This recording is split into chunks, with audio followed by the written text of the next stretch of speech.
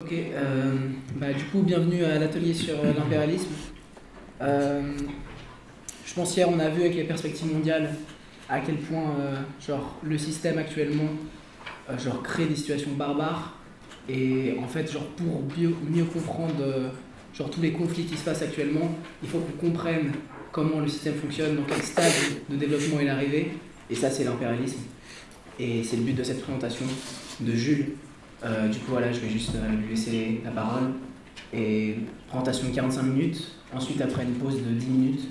Et ensuite, on aura la discussion. Voilà, merci. Bonjour camarades. Merci à tous d'être venus dans cette salle. Et s'il faut commencer par faire une remarque, c'est pour souligner que les guerres sont un élément permanent, pas simplement de la politique, mais même en fait de la vie sous le capitalisme. Il y a en ce moment les guerres meurtrières qui ravagent Gaza ou l'Ukraine, qui nous le rappellent chaque jour en fait dans la presse. Mais même quand les guerres ne font pas les gros titres de l'actualité, elles sont un élément permanent du capitalisme. Elles ravagent actuellement des dizaines de pays. Les Philippines, le Cachemire, le Cameroun, la Libye, la Centrafrique, le Mozambique, le Congo, le Mali. On pourrait continuer la liste en fait très longtemps. Actuellement, vous avez entre un tiers et la moitié des pays de la planète qui connaissent une guerre de plus ou moins grande intensité. Certaines sont effectivement dites de faible intensité. C'est le cas par exemple de la guerre de la drogue au Mexique, qui n'a fait que 50 000 morts ou 100 000 morts selon les estimations depuis qu'elle a commencé, ou du conflit du Cachemire, qui a fait 100 000 morts en 30 ans. D'autres sont particulièrement meurtrières. C'est le cas par exemple de la guerre en Éthiopie, qui en l'espace de 3 ans a fait entre 300 000 et 500 000 morts, ou de la guerre au Yémen, qui a fait pareil, près de 400 000 morts, ou de la guerre en Syrie, qui a causé plus d'1 demi-million de morts. Et toutes, en plus des morts, en plus des destructions qu'elles provoquent sur place, jettent aussi sur la route des dizaines, des centaines de milliers de personnes, comme réfugiés, qui sont chassés de chez elles, obligés de quitter leur ville, obligés de quitter des fois leur pays, et d'aller sur les routes de l'exil partout en Europe. Et hier, Fred a rappelé quelles en étaient les conséquences très concrètes. Les dizaines de milliers de personnes qui se sont noyées en Méditerranée depuis 10 ans, les gens qui vivent dans la rue, dans des conditions absolument déplorables, dans des conditions de misère immondes. Et toutes ces guerres sont en fait une catastrophe pour toutes les populations qui les subissent. Et ce qui est frappant, c'est que depuis la fin des années 2000, depuis une dizaine d'années, en fait, depuis une quinzaine d'années, la situation n'a fait en fait qu'empirer. Vous avez eu des nouvelles guerres, entre guillemets, qui ont éclaté en Libye, avec la guerre civile libyenne qui dure en fait depuis l'intervention de l'OTAN contre le régime de Mouammar Kadhafi en 2011, la guerre civile au Mozambique, en Syrie, en Ukraine, mais aussi la résurgence de guerres plus anciennes, avec la guerre civile au Cameroun ou en Éthiopie, qui pouvaient sembler être résolues, mais qui ont rééclaté ces dernières années et plongé des régions entières dans la guerre et la dévastation. Et cette situation, elle provoque une répulsion légitime de millions de personnes, particulièrement dans la jeunesse et la classe ouvrière, qui cherchent en fait une issue, qui cherchent en fait une alternative, une solution pour régler ce problème des guerres, qui cherchent une façon de mettre fin à toutes ces tragédies. Et la réponse qui est apportée plus souvent, la réponse en fait qui est pour ainsi dire dominante dans la gauche à l'échelle internationale, c'est une variante ou une autre de pacifisme. C'est le cas par exemple en France, c'est la position adoptée avec des nuances par l'intégralité de la gauche. Le PCF, le Parti Socialiste, la France Insoumise, vous avez quasiment l'intégralité de la gauche française qui se proclame pacifiste, avec des nuances bien sûr à chaque fois, et j'imagine que c'est la même chose en fait dans tous vos pays. La solution défendue par la gauche suisse, la gauche belge, la gauche canadienne, etc. est toujours la même. Nous sommes partisans de la paix. Et la logique qui est avancée par ces militants de gauche est qu'il faudrait en fait lutter pour la paix dès maintenant, sous le capitalisme, par une série de mesures immédiates. Et parmi ces mesures immédiates, il y en a un certain nombre qui reviennent. La première qu'on entend souvent, c'est celle de l'idée du contrôle des armements, qu'il faudrait des accords de désarmement volontaire entre les grandes puissances, interdire les armes les plus meurtrières ou les plus aveugles, par exemple les bombes incendiaires, l'arme nucléaire, les armes chimiques, les mines antipersonnelles, les bombes à sous-munitions. Vous faites la liste, en fait, et vont vous dire que ça serait mieux si les guerres étaient menées sans ces armes-là, pour commencer.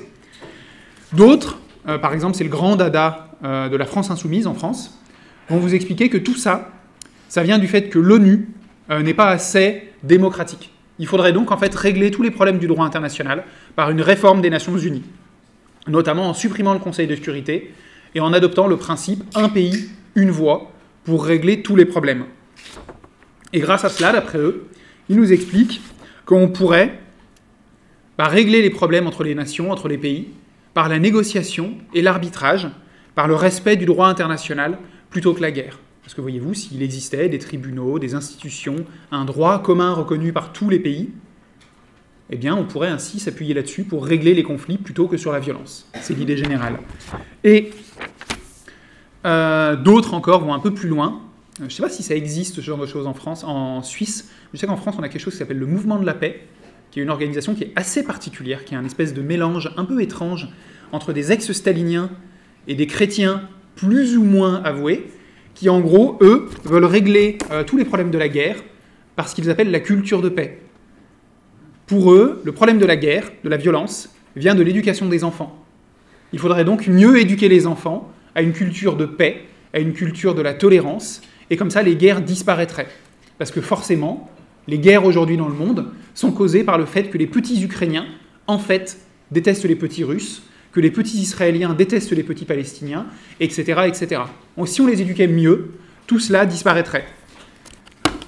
Et il y a un autre élément s'ajoute à ça, c'est qu'une partie de ces militants de gauche défendent aussi l'idée que finalement, ce qu'il faudrait, c'est un équilibre entre les grandes puissances. C'est quelque chose qu'on entend souvent ces dernières années, cette idée que le problème, en fait, vient du fait que notre monde est dominé par une seule superpuissance, les États-Unis.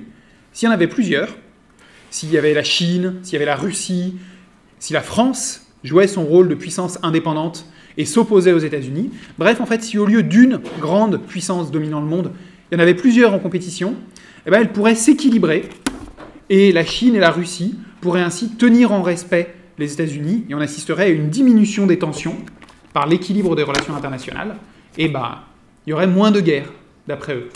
Et en fait, tout ça, toutes ces solutions, sans exception, elles sont toutes purement et simplement utopiques. Et on va le voir par une série d'exemples concrets.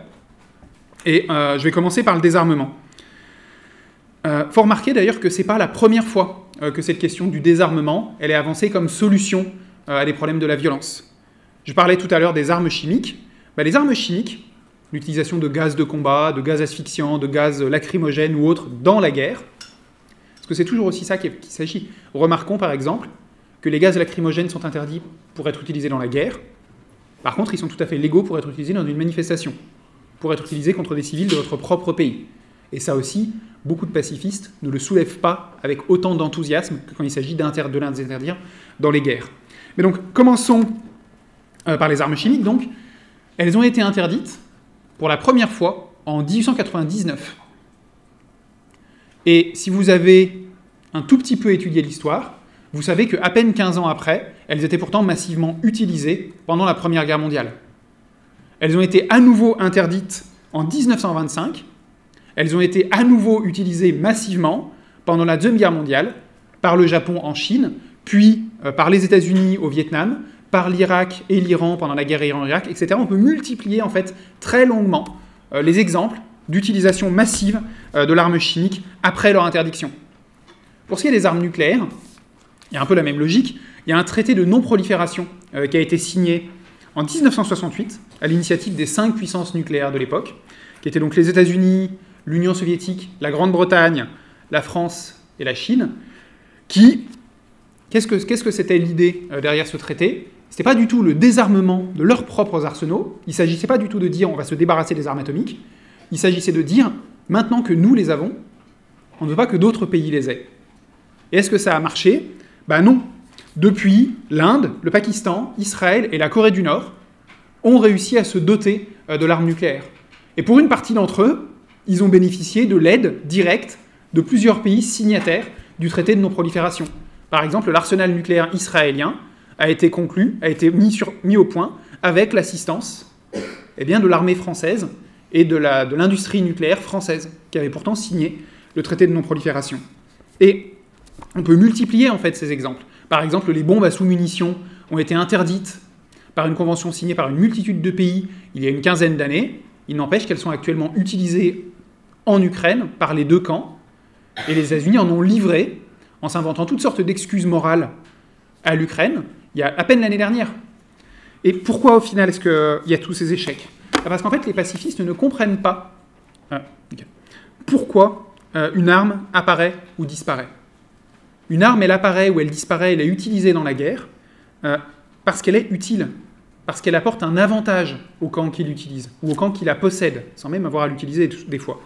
Pas parce qu'elle est légale. Des pays, par exemple, qui ont accepté de renoncer en théorie aux armes chimiques, l'ont fait parce qu'ils pensaient qu'ils n'en auraient pas besoin, en fait. Des pays qui ont accepté de renoncer aux mines antipersonnelles l'ont fait parce qu'ils pensaient qu'ils n'en auraient pas besoin.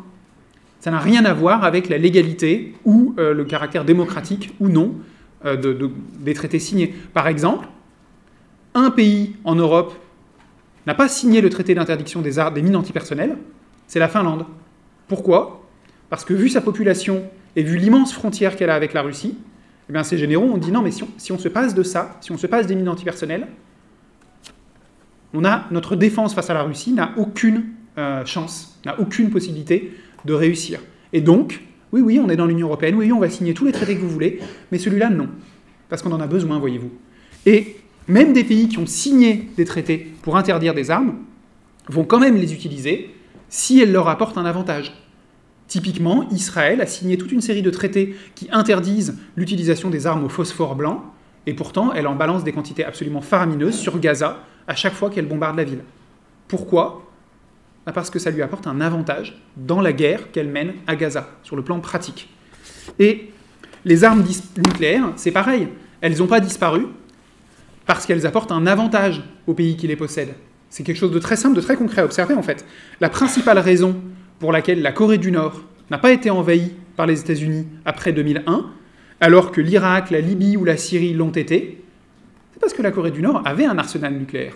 Saddam Hussein aurait réellement eu un arsenal nucléaire, les Américains ne l'auraient pas envahi en 2003. Parce que sa possibilité de riposte aurait été beaucoup plus importante que ce qu'il avait en réalité. Et donc, avec un tel argument, beaucoup de pays vont se dire qu'en fait, beaucoup de régimes vont se dire qu'en fait, c'est des armes qui leur sont utiles. Donc, ils ne vont pas se débarrasser. Et c'est pas une question qui est très nouvelle, en fait. Quand on lit ce genre de texte, des fois, on est un peu frappé par l'ancienneté de ces arguments. Cette idée que certaines armes seraient mauvaises, devraient être interdites, et pourtant, malgré toutes leurs condamnations, malgré toutes leurs interdictions formelles, elles continuent à exister, c'est vieux comme le monde, en fait. Je veux dire, à la fin du Moyen-Âge, vous avez eu des dizaines et des dizaines de textes pour interdire l'arbalète. Parce que l'arbalète était considérée comme une arme particulièrement injuste. N'importe quel paysan ou citoyen d'une ville sans entraînement pouvait l'utiliser pour tirer à très grande puissance un carreau qui allait plus loin qu'un arc et qui perçait une armure de chevalier.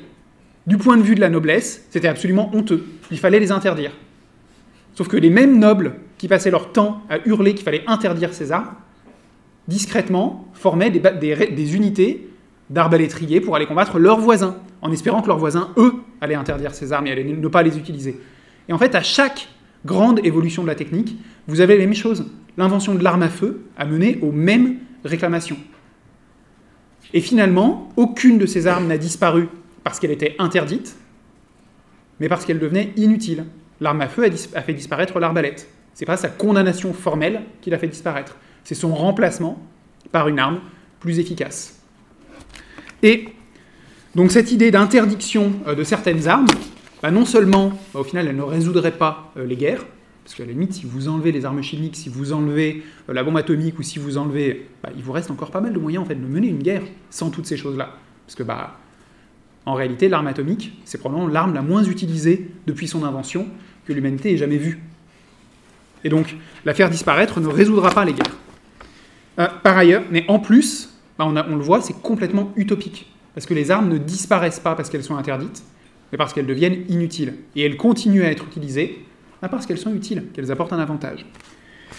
La question de la réforme de l'ONU, c'est pareil, c'est totalement utopique, aussi bien par sa mise en œuvre, parce que concrètement, pour réformer l'ONU aujourd'hui, le problème c'est qu'il faudrait avoir l'approbation du Conseil de sécurité de l'ONU, donc ça voudrait dire que les 5 plus grandes puissances du monde acceptent de renoncer volontairement à la domination qu'elles ont sur cette institution. Donc il va falloir convaincre Poutine, Xi Jinping, Biden, Macron et Sunak qu'ils soient très gentils et qu'ils acceptent de renoncer à tous leurs privilèges au sein de l'ONU parce qu'ils sont sympas et que c'est ça le plus important. Donc il y a déjà cette question-là qui se pose, que concrètement, ça ne va pas être possible.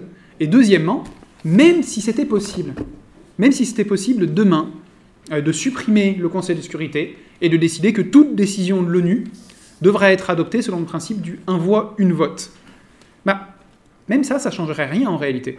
Parce que dans la réalité, un pays n'est pas égal à un autre pays. À l'ONU, même si vous dites « la voix de la Somalie vaudra autant que la voix des États-Unis », dans la réalité, dans l'économie, dans la puissance militaire, dans la puissance politique, dans la puissance... tout ça, c'est pas vrai. La domination, la pression diplomatique, militaire, économique des pays riches sur les pays pauvres obtiendra en fait les mêmes résultats que le droit de veto. On en a des exemples tous les jours. Par exemple, la condamnation, quand vous regardez à chaque fois qui vote ou qui s'oppose aux résolutions de l'ONU pour condamner Israël, vous avez toujours les États-Unis, Israël, ça c'est logique. Vous avez toujours, ces dernières années, il y a l'Ukraine qui s'y rajoute. Ils ont un peu intérêt à faire plaisir aux États-Unis s'ils veulent continuer à avoir quelque chose, à avoir une aide militaire. Mais vous avez aussi toujours une petite série de petits pays, des îles du Pacifique ou des petits pays très pauvres d'Afrique ou autres, qui votent pour la même chose que les États-Unis, pas parce qu'ils se sentent particulièrement concernés par l'avenir de l'État israélien ou quoi que ce soit, non, parce qu'ils sont soumis à une pression diplomatique économique qui les force à voter comme les États-Unis. Si on abolissait le Conseil de sécurité, cette pression, elle deviendrait juste plus évidente. Mais elle obtiendrait au même résultat, elle arriverait au même résultat.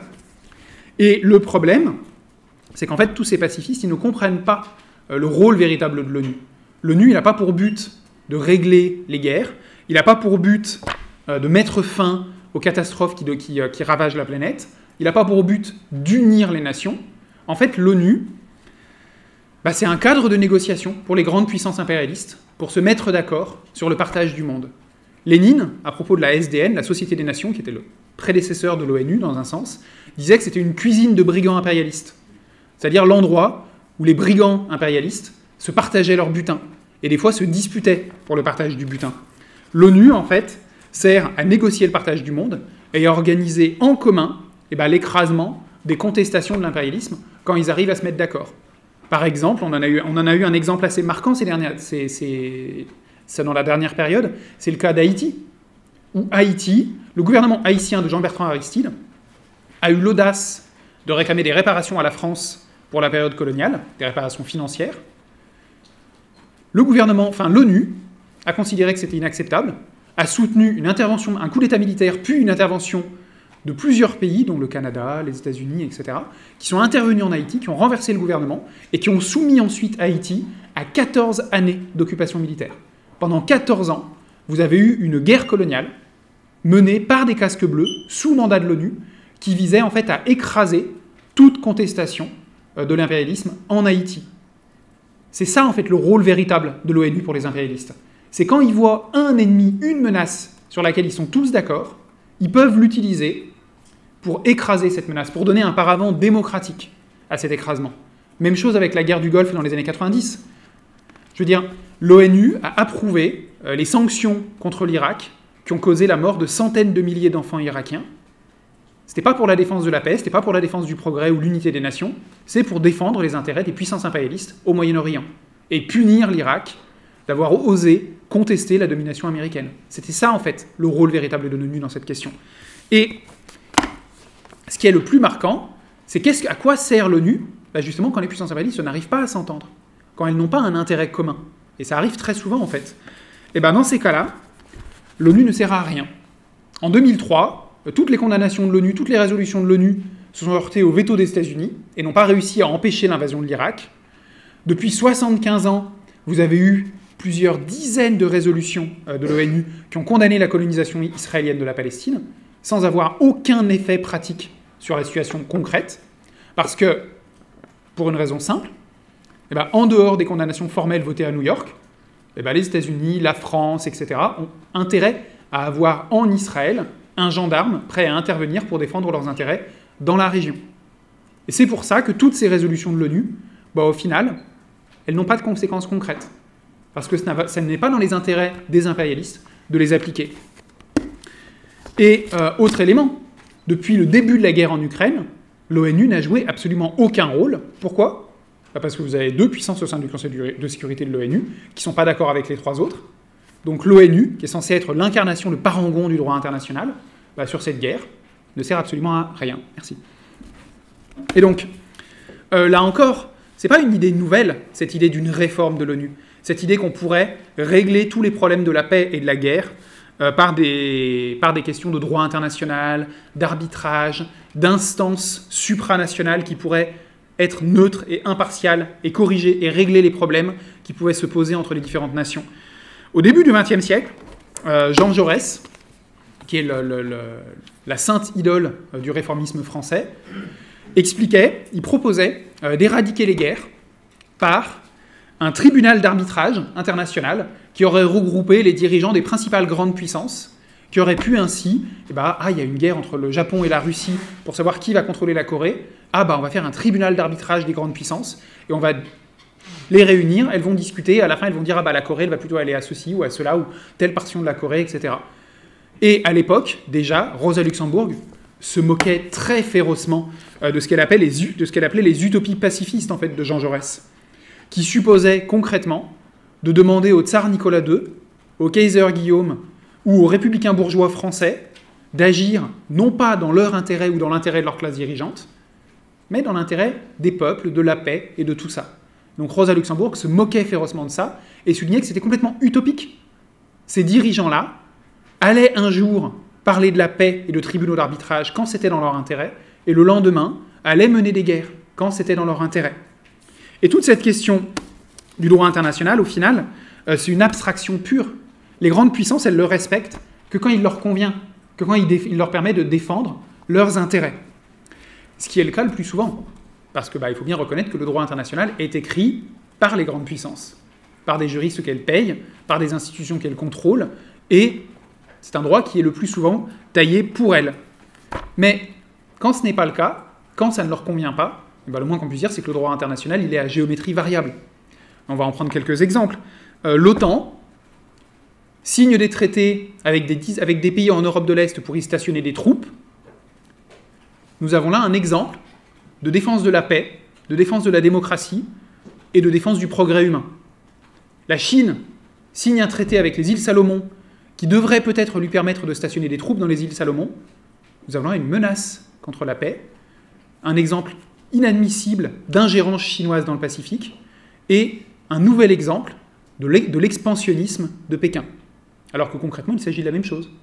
Un traité entre deux nations souveraines, comme disent les capitalistes, visant à savoir si une des deux a le droit de stationner des troupes ou pas dans l'autre.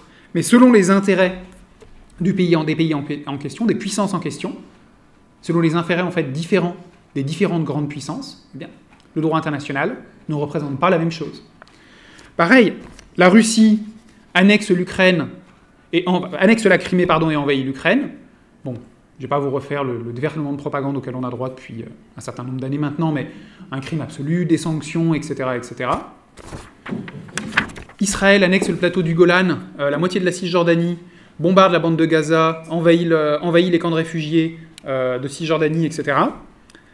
Là, nous assistons au droit légitime d'Israël à se défendre, et personne ne parle de sanctions contre Israël. Au contraire, en France, le fait de réclamer des sanctions contre Israël est passible est considéré maintenant comme un délit. Donc on a là un bon exemple de la fiction en fait du droit international. Si on appliquait réellement le droit international équitablement, Israël serait probablement l'État le plus sanctionné économiquement de la planète en fait. Ce n'est pas le cas, pas du tout. Et c'est une approche complètement idéaliste de la part des réformistes sur cette question, de la part des dirigeants de la gauche réformiste. En fait, ils prolongent leur réformisme national à l'échelle internationale. De la même façon qu'ils s'imaginent qu'on peut améliorer le capitalisme par des réformes graduelles à l'intérieur d'un seul pays, qu'on peut adoucir l'exploitation capitaliste par des lois, par des règlements, et bien ils s'imaginent qu'on peut adoucir et améliorer le capitalisme à l'échelle internationale par des lois et des réformes.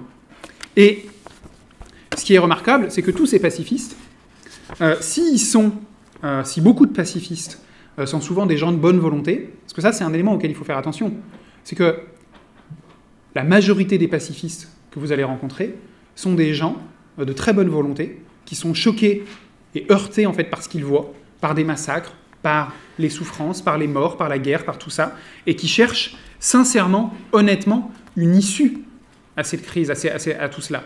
Et celle qu'ils trouvent le plus souvent, celle qui leur est proposée par la majorité du mouvement ouvrier et de la gauche, eh bien, c'est le pacifisme réformiste. Et malgré ça, eh bien, au-delà de ces gens-là, auxquels il faut donc parler patiemment, expliquer notre position, pas les considérer, eux, comme des gens irrécupérables, mais au-delà d'eux, le pacifisme comme idéologie est une arme de la bourgeoisie. Ça, c'est quelque chose sur lequel il faut être clair, c'est que le pacifisme en tant que tel est une arme de la bourgeoisie pour duper la classe ouvrière et lui faire croire justement qu'il est possible de mettre fin aux guerres dans le cadre du capitalisme, dans le cadre de la société actuelle, de la société de classe. Et d'ailleurs, on voit très bien la profondeur du pacifisme de beaucoup de ces dirigeants réformistes à chaque fois qu'éclate une guerre en réalité. À chaque fois qu'éclate une guerre, la majorité des dirigeants et des théoriciens pacifistes abandonnent immédiatement leur pacifisme. En 1914, la majorité des dirigeants pacifistes, qu'ils soient français, allemands ou autres, sont devenus d'un seul coup des bellicistes.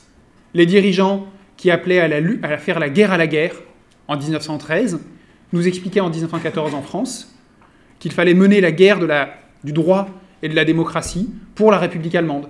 Et que cela supposait, bien sûr, pour les ouvriers français, d'aller éventrer les ouvriers allemands dans leurs tranchées.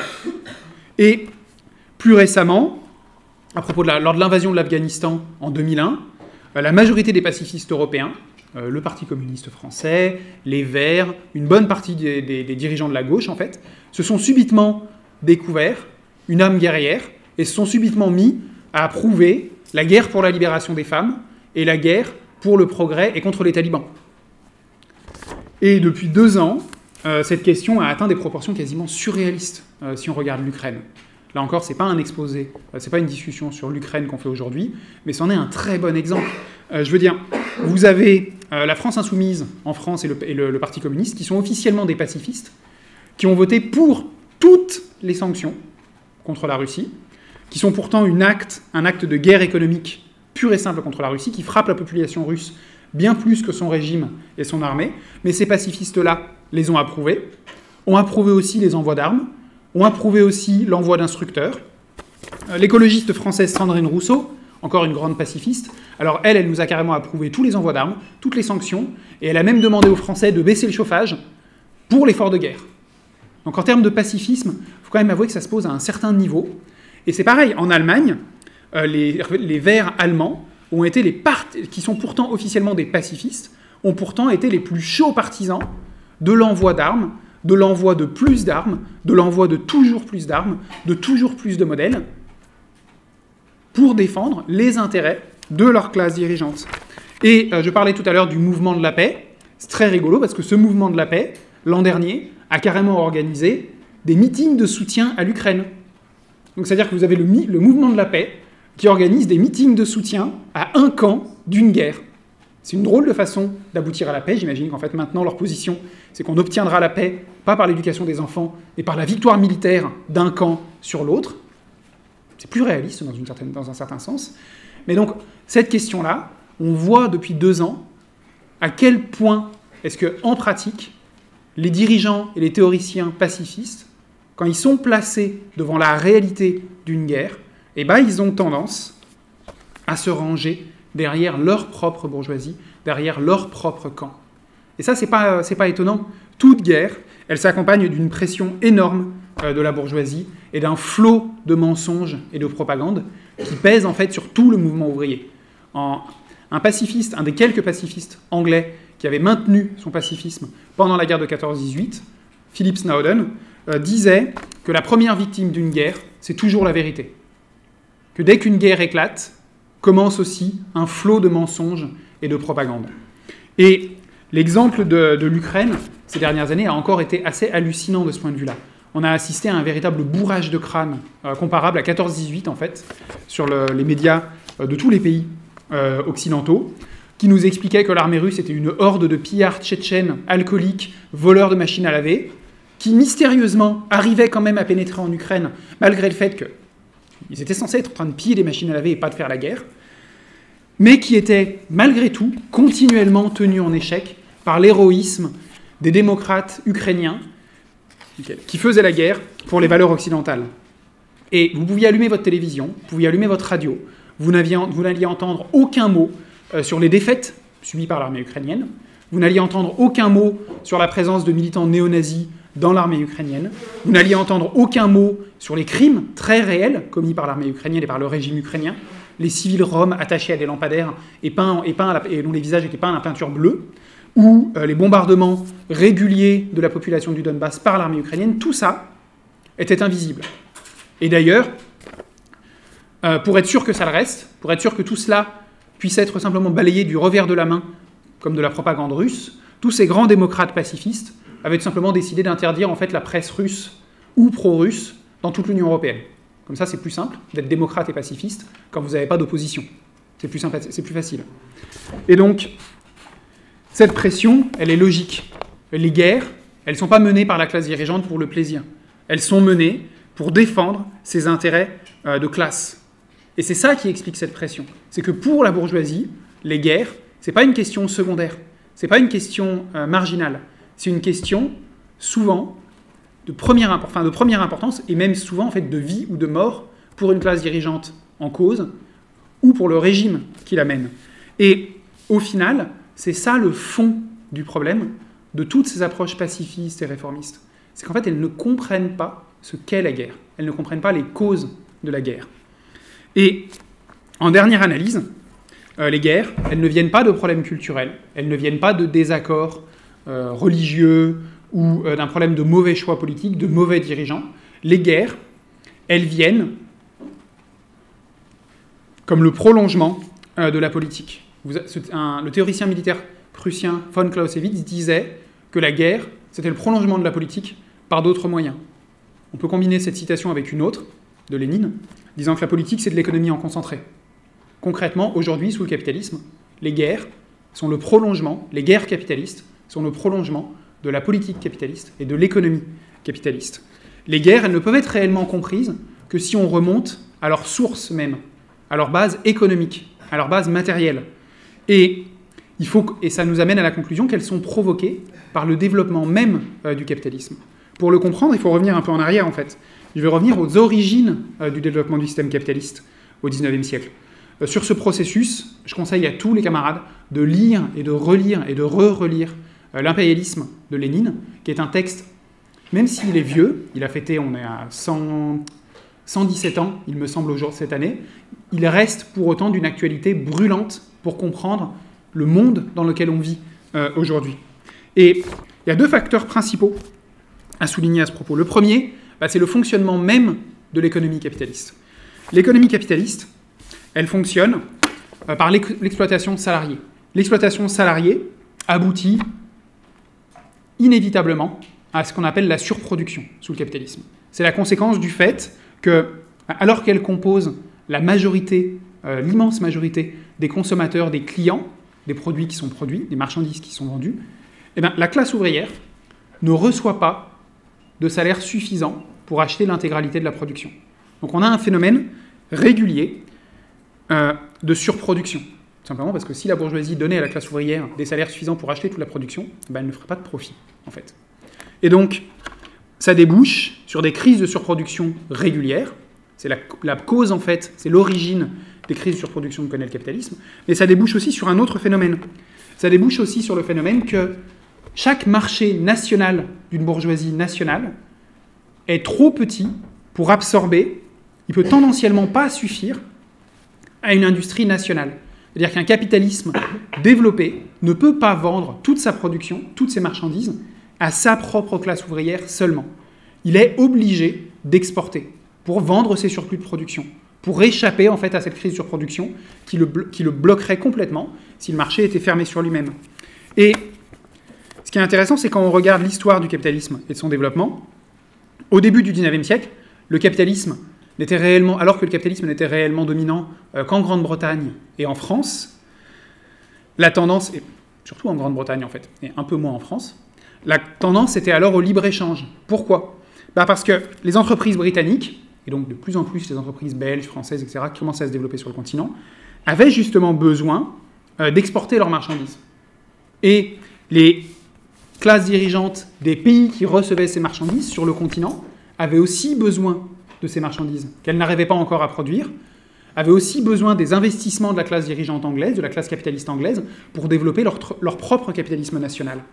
Et donc, le libre-échange convenait aux intérêts de toutes ces classes capitalistes à cette époque-là. Le problème, c'est qu'à partir du milieu du XIXe siècle, justement, on assiste au développement de capitalisme ailleurs qu'en Grande-Bretagne et dans une poignée de pays européens. En fait, on assiste au développement du capitalisme dans toute une série de pays en Europe, et même hors d'Europe, aux États-Unis, au Japon, etc. Et tous ces pays développent une économie capitaliste, l'Allemagne, la Belgique, les États-Unis, l'Autriche, etc., développent une économie capitaliste, se dotent d'un marché national, et pour continuer à vendre leurs marchandises sur leur propre marché national, ils veulent le protéger.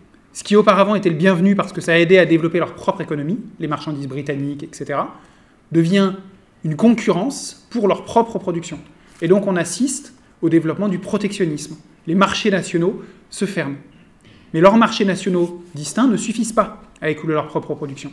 Et donc on assiste à la conquête par les différentes classes capitalistes de nouveaux débouchés pour leurs produits, pour leur économie. Et c'est ça, en fait, qui est la base de la colonisation au XIXe siècle. Il y a un discours très célèbre de Jules Ferry, prononcé en 1885, dans lequel il explique ça. Donc, Jules Ferry, qui était le président du Conseil français, donc le chef du gouvernement français dans les années 1880, qui était un peu à l'époque le champion du colonialisme français, et qui est probablement l'homme politique qui a expliqué, un des hommes politiques en tout cas, qui ont expliqué le plus clairement quel était le rôle du colonialisme. Dans un discours prononcé en 1885, il a expliqué, pour défendre la colonisation du Tonkin, il a expliqué « Ce qui manque à notre grande industrie, que les traités de 1860 ont irrévocablement dirigé dans la voie de l'exportation, ce qui lui manque de plus en plus, ce sont les débouchés. Pourquoi ? Parce qu'à côté d'elle, l'Allemagne se couvre de barrières, parce qu'au-delà de l'océan, les États-Unis d'Amérique sont devenus protectionnistes, et protectionnistes à outrance, parce que non seulement ces grands marchés, je ne dis pas se ferment, mais se rétrécissent, deviennent de plus en plus difficiles à atteindre par nos produits industriels, parce que ces grands États commencent à verser sur nos propres marchés des produits qu'on n'y voyait pas autrefois. Et donc, Jules Ferry défend donc la nécessité de conquérir le Tonkin et de protéger ce nouveau marché-là par des barrières douanières pour défendre les intérêts économiques du capitalisme français. Et le capitalisme, il a donc besoin d'exporter, mais il n'a pas seulement besoin d'exporter des produits manufacturés. Il a besoin d'exporter autre chose aussi. Parce qu'il y a un autre phénomène qui entre en jeu à ce moment-là. C'est l'évolution du capitalisme vers l'apparition de monopoles. Au début du capitalisme, où on assistait, il y avait le régime capitaliste était marqué par une certaine concurrence entre les entreprises. Il y avait une faiblesse et une relative dispersion de la bourgeoisie. Il y avait des petites entreprises, avec encore à moitié artisanales pour la plupart d'entre elles, qui foisonnaient en fait sur chaque marché, sur chaque sphère d'activité. Mais dans le courant du XIXe siècle, se produit un phénomène qui a été analysé justement par Lénine dans son livre sur l'impérialisme, c'est-à-dire à la fois la concentration du capital, donc l'intégration par les grandes entreprises des plus petites, leur concentration, la fusion du capital bancaire et du capital industriel pour former ce qu'il appelait le capital financier. Soit dit en passant, je ne sais pas si c'est la même chose en Suisse, mais c'est très intéressant à chaque fois que vous lisez l'impérialisme de Lénine, parce qu'en France, la position officielle de la France insoumise, c'est que ce processus-là, le capital financier, le capitalisme financiarisé, il vous explique que ça remonte aux années 80, et à l'abandon des accords de Bretton Woods. Donc, vous leur ferez remarquer, mais si c'était le cas, pourquoi est-ce que Lénine en parle en 1916 dans son livre sur l'impérialisme? En réalité, c'est un phénomène qui est très ancien, qui date d'il y a plus d'un siècle, et qui a eu toute une série de conséquences. La première a été l'apparition de monopoles. Au début du capitalisme, les banques étaient distinctes des entreprises industrielles. Mais la concentration des entreprises industrielles, c'est-à-dire l'acquisition des petites entreprises par les grandes, leur regroupement, a mené à la naissance d'entreprises concentrées, à la fois horizontalement, c'est-à-dire des entreprises qui tendaient à dominer toutes les étapes d'un processus de production, et verticalement, c'est-à-dire d'entreprises qui tendaient, qui essayaient de dominer tout un marché, toute une sphère d'industrie. Et dans ce processus, eh bien, les banques, qui tendent elles aussi à se concentrer, les plus grandes banques rachètent les petites, eh bien, elles jouent un rôle très particulier. On a peut-être 5 minutes de plus. Elles jouent un rôle très particulier et très central, parce qu'elles contrôlent en fait le capital bancaire, qui est nécessaire aux investissements de plus en plus grande ampleur qui sont nécessaires pour ces grandes entreprises. Les entreprises capitalistes sont devenues tellement grandes qu'elles ont besoin de capitaux de plus en plus immenses que seules des banques peuvent mobiliser, et seules de très grandes banques peuvent mobiliser. Et en centralisant et en contrôlant les investissements, les banques tendent à devenir en fait des états-majors des entreprises capitalistes. Et on voit apparaître des monopoles qui fusionnent les banques, les entreprises industrielles, et qui contrôlent des pans entiers de l'économie d'un pays. Vous avez certains groupes industriels, je ne vais pas faire de liste ici, mais vous avez tous des exemples en tête, LVMH, Microsoft, etc., qui contrôlent en fait des richesses supérieures au PIB de pays entiers, et qui des fois qui la plupart du temps ont une influence politique beaucoup plus importante que de nombreux pays. Et l'insuffisance, il y a une deuxième particularité, c'est que l'insuffisance du marché national, pour les investissements aussi, pour les mêmes raisons en fait que les marchandises, provoque aussi la recherche de débouchés pour les exportations de capitaux. Donc vous avez aussi des entreprises qui cherchent des endroits où investir. C'est pour ça d'ailleurs que quelque chose qu'on entend souvent, c'est que la colonisation en fait, ou même l'impérialisme aujourd'hui, les guerres impérialistes, c'est une question tout simplement de contrôle des matières premières. Ah, mais en gros, on est allé chercher le bois, on est allé chercher le café, le pétrole, etc. C'est juste du pillage brut des matières premières. Et encore aujourd'hui, vous avez des gens qui vont vous expliquer « Ah, la guerre en Irak en 2003, en fait, c'était le pétrole. Telle guerre au Mali en 2013, c'est l'uranium. La guerre à Gaza, en fait, mais c'est tel fonds pétrolier offshore que Israël veut contrôler au large. » Vous avez des gens qui vont vous faire comme ça des raisonnements très mécaniques, très simplistes. Mais en fait, c'est relativement faux. Parce que le colonialisme et l'impérialisme aujourd'hui, c'est pas simplement le pillage des matières premières. Ça joue un rôle, mais c'est pas le seul. Les capitalistes, ils investissent aussi dans ces pays. Pas pour le bien de ces pays, mais pour leur propre intérêt. Et ça s'est vu dès le 19e siècle, dès le colonialisme.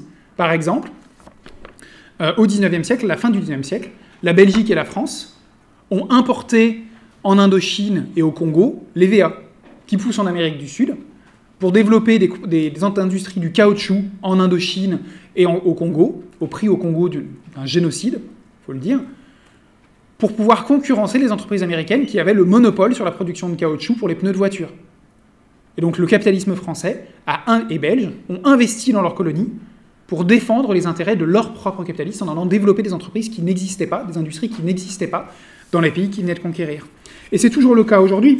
Par exemple, la Chine, quand elle investit dans des pays en Afrique, à Djibouti ou ailleurs, elle ne se contente pas de piller les ressources. Elle investit massivement dans les infrastructures, dans le développement des ports, dans le développement des chemins de fer, parce que c'est aussi un moyen pour elle d'aller vendre ses marchandises, d'aller exporter sa production, d'aller investir ses capitaux pour lesquels son propre marché national est devenu trop étroit.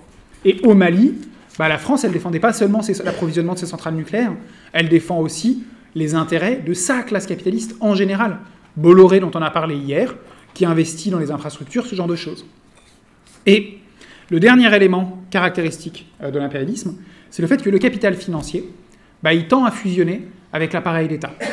On a les ministres et les dirigeants des grands groupes qui sont issus du même monde, des mêmes écoles que les dirigeants des grandes banques, des grandes entreprises, etc. Et on en a des exemples assez frappants.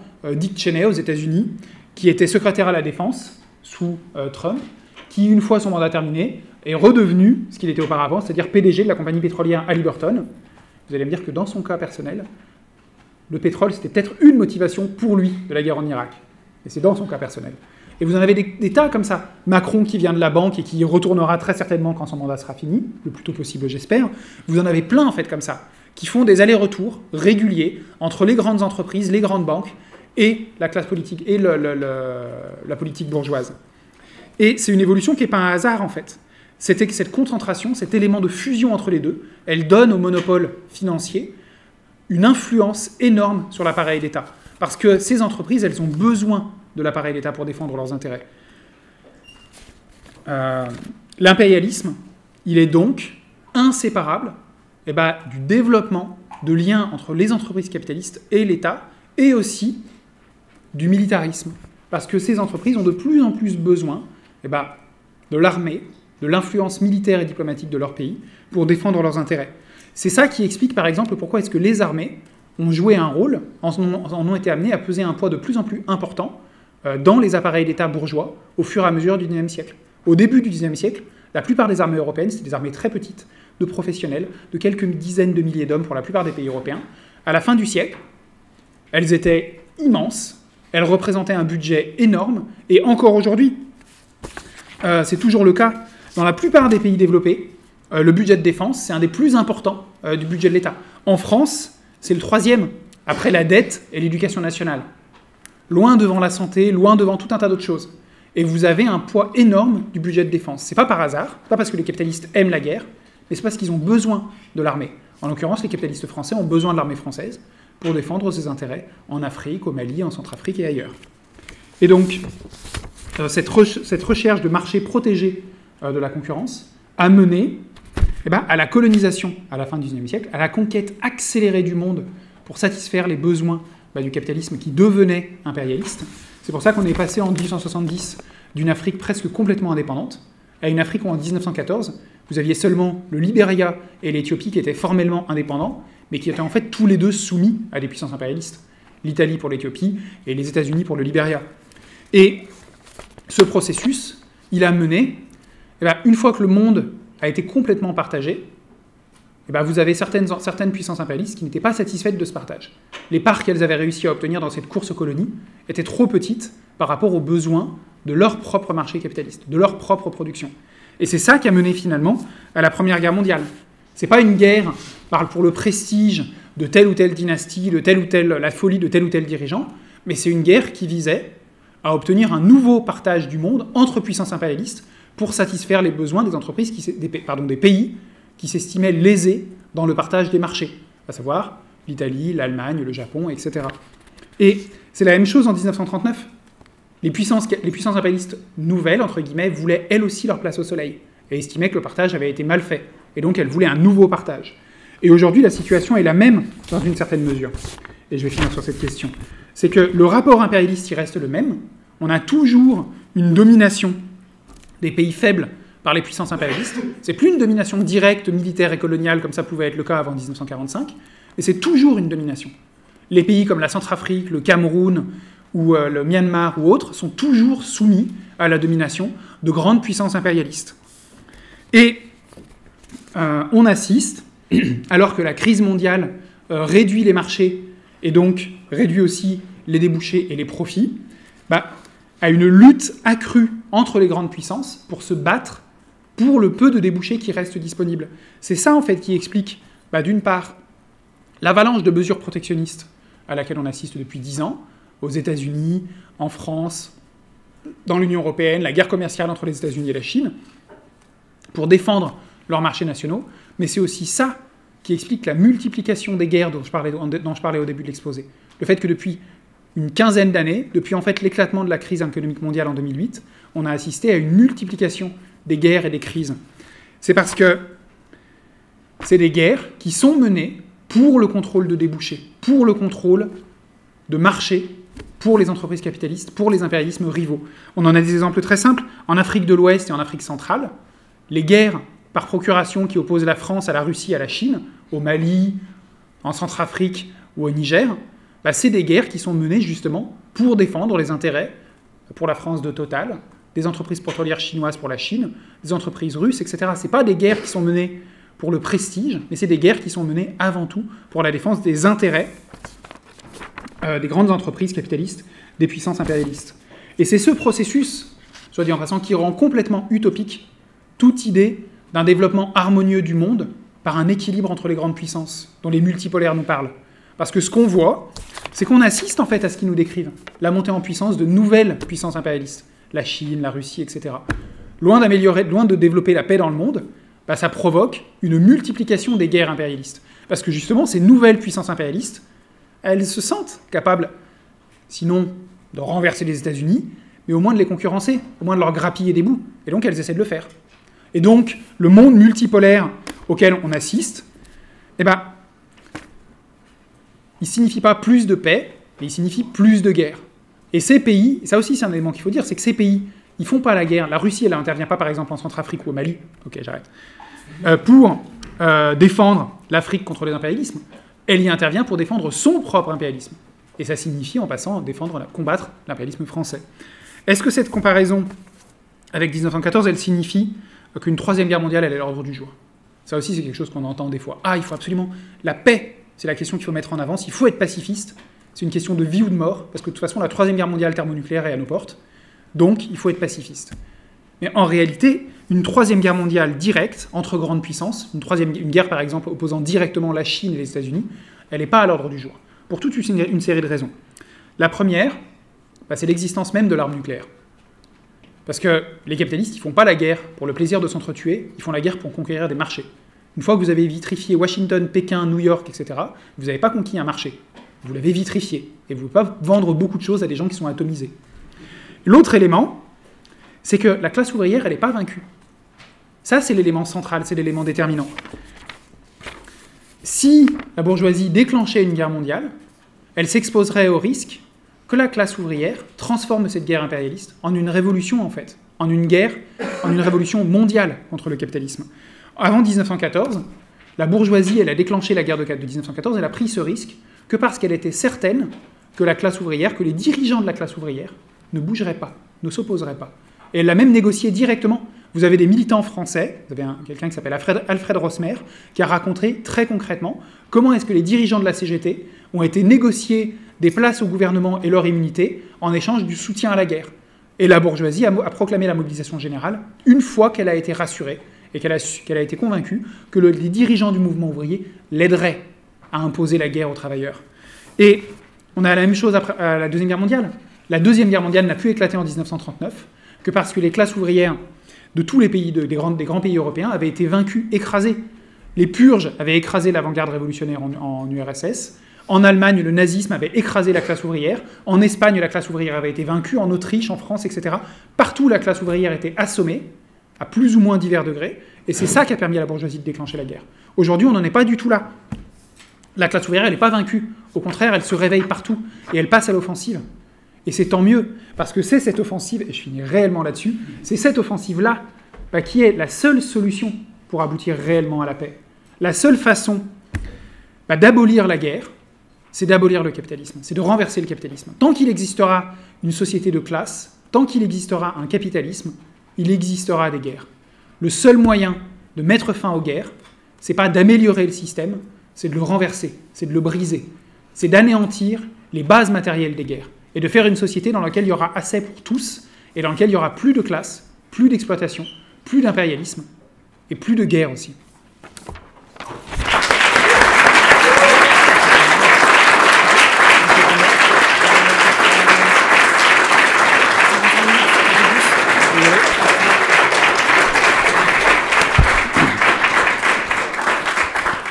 Merci beaucoup.